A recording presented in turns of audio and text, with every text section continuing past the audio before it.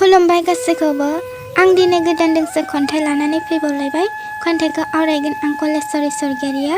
खन्थाइखौ दैथायहरदों बिस्वनाथ सारियालिनिफ्राय बिथांनि रन दैमारिया गामि 3 नं माइनाव फुख्रिनिफ्राय। फैदो बिदिब्ला बिथांनि खन्थाइ दैथायहरनायखौ दान्दिसे खोनासंलांदिनि।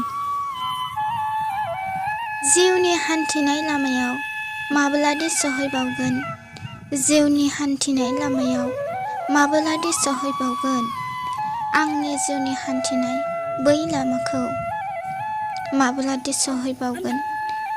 जिउनि हान्थिनाय लामा हान्थियै हान्थियै रुगुंखौनो मोनला माथो, माब्लादि सहैबावगोन।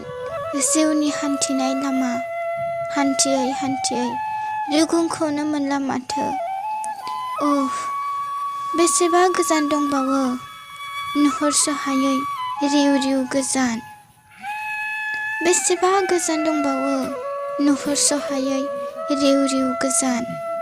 नाथाय हमदां हाया बुजिस' हाया हान्थियै हान्थियै लामा ससेयावदि मा जाहैगोन।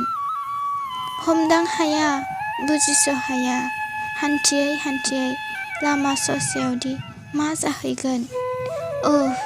मेंबाय जोबोद मेंबाय, माब्लादि जाफुंजाबावगोन आंनि जिउनि हान्थिनाय बै लामाया।